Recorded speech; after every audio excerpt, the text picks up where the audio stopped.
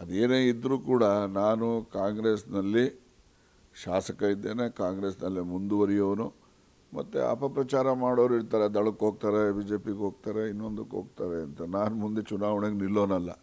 ನಿಲ್ಲೋದಾಗಿದ್ದರೆ ಯೋಚನೆ ಇರುತ್ತಂತ ಏನೋ ಗೊತ್ತಿಲ್ಲ. ಆದ್ದರಿಂದ ನಾನು ನಿಲ್ಲೋನೂ ಅಲ್ಲ, ಚುನಾವಣೆ ರಾಜಕೀಯದಲ್ಲಿ ಇರೋನೂ ಅಲ್ಲ. ಅದರಿಂದ ನಾನು ಯಾವುದೇ ಪಕ್ಷಕ್ಕೆ ಹೋಗೋನೂ ಅಲ್ಲ. ಆಹ್ವಾನನೋ ಅಪಪ್ರಚಾರನೋ ಏನಾರ ಮಾಡ್ಕೊಡ್ಲಿ, ನಾನು ಅಂತೂ ಕಾಂಗ್ರೆಸ್ ಪಕ್ಷದಲ್ಲಿ ಇರೋನು, ಚುನಾವಣೆಗೆ ನಿಲ್ಲದೆ ಇರೋನು. ಬಂದ್ರೆ ನಮ್ ದೊಡ್ಡ ಶಕ್ತಿ ಆಗುತ್ತೆ, ವಾಲ್ಮೀಕಿ ಸಮುದಾಯ ಮತ್ತೊಂದು ದೊಡ್ಡ ಶಕ್ತಿ ಆಗುತ್ತೆ, ಬಿಜೆಪಿ ಬಂದ್ರೆ ಅವ್ರಿಗೆ ಒಳ್ಳೆ ಬೆಲೆನೂ ಸಿಗುತ್ತೆ ಅಂತ ರಾಮುಲು ಹೇಳಿದ್ರು.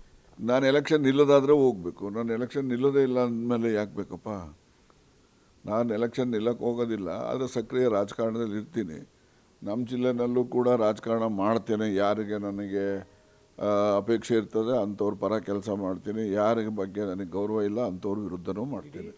ಅದೇನೇ ಇದ್ದರೂ ಕೂಡ ನಾನು ಕಾಂಗ್ರೆಸ್ನಲ್ಲಿ ಶಾಸಕ ಇದ್ದೇನೆ, ಕಾಂಗ್ರೆಸ್ನಲ್ಲೇ ಮುಂದುವರಿಯೋನು. ಮತ್ತು ಅಪಪ್ರಚಾರ ಮಾಡೋರು ಇರ್ತಾರೆ, ದಳಕ್ಕೆ ಹೋಗ್ತಾರೆ, ಬಿ ಜೆ ಪಿಗೆ ಹೋಗ್ತಾರೆ, ಇನ್ನೊಂದಕ್ಕೆ ಹೋಗ್ತಾರೆ ಅಂತ. ನಾನು ಮುಂದೆ ಚುನಾವಣೆಗೆ ನಿಲ್ಲೋನಲ್ಲ. ನಿಲ್ಲೋದಾಗಿದ್ದರೆ ಯೋಚನೆ ಇರುತ್ತಂತ ಏನೋ ಗೊತ್ತಿಲ್ಲ. ಆದ್ದರಿಂದ ನಾನು ನಿಲ್ಲೋನೂ ಅಲ್ಲ, ಚುನಾವಣೆ ರಾಜಕೀಯದಲ್ಲಿ ಇರೋನೂ ಅಲ್ಲ. ಅದರಿಂದ ನಾನು ಯಾವುದೇ ಪಕ್ಷಕ್ಕೆ ಹೋಗೋನೂ ಅಲ್ಲ. ಆಹ್ವಾನನೋ ಅಪಪ್ರಚಾರನೋ ಏನಾರ ಮಾಡ್ಕೊಡ್ಲಿ, ನಾನು ಅಂತೂ ಕಾಂಗ್ರೆಸ್ ಪಕ್ಷದಲ್ಲಿ ಇರೋನು, ಚುನಾವಣೆಗೆ ನಿಲ್ಲದೆ ಇರೋನು.